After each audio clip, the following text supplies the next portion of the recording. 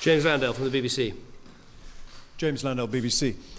Prime Minister, you're talking here today about a new EU-US trade deal, and yet members of your party are now talking about leaving the European Union.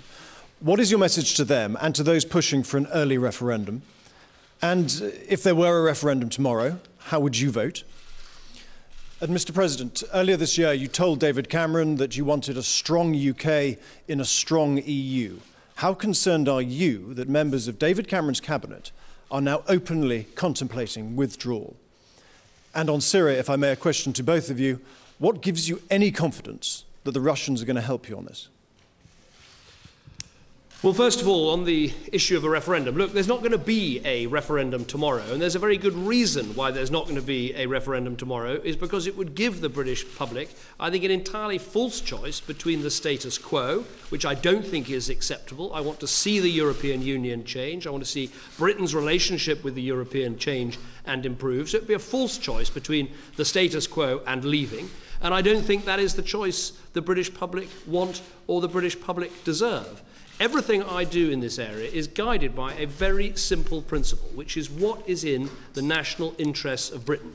Is it in the national interests of Britain to have a transatlantic trade deal that will make our countries more prosperous, that will get people to work, that will help our businesses? Yes, it is, and so we will push for this transatlantic trade deal.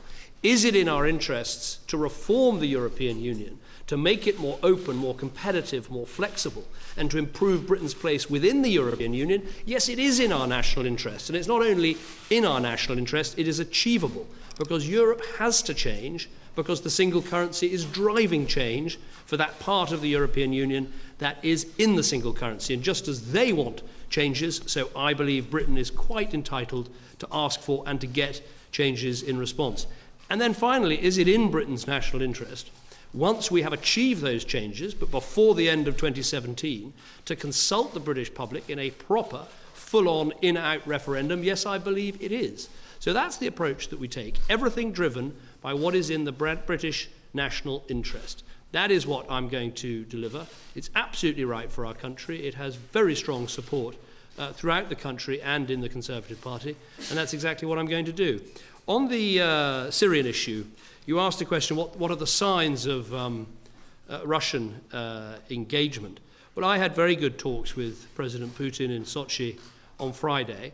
And look, we had a very frank conversation in that we have approached this, and to some extent still do approach this in a different way.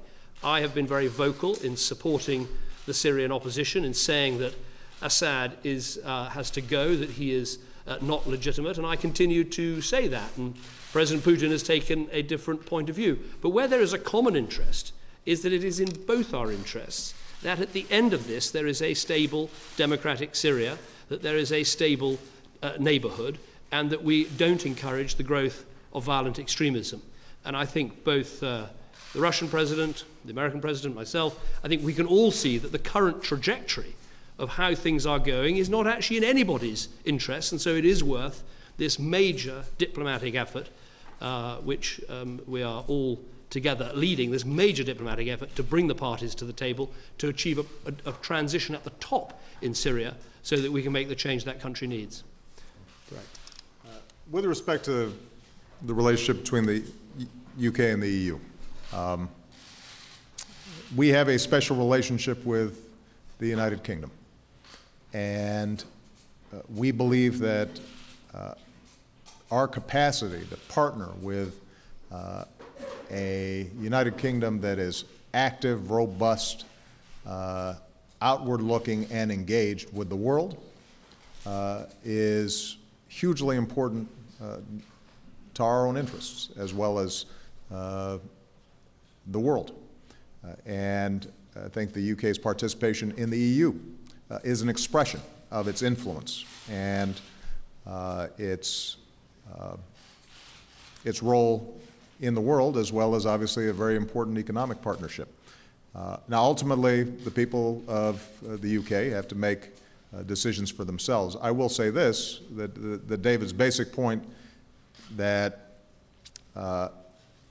you probably want to see if you can fix what's broken in a very important relationship before you break it off makes some sense to me. And I know that David's been very active in seeking some reforms internal to the EU. Those are tough negotiations. You've got a lot of countries involved. I recognize that. But so long as we haven't yet evaluated how successful those reforms will be, I at least would be interested in seeing whether or not those are successful before rendering a final judgment. Again, I want to emphasize, these are issues for the people of the United Kingdom to make a decision about, not ours.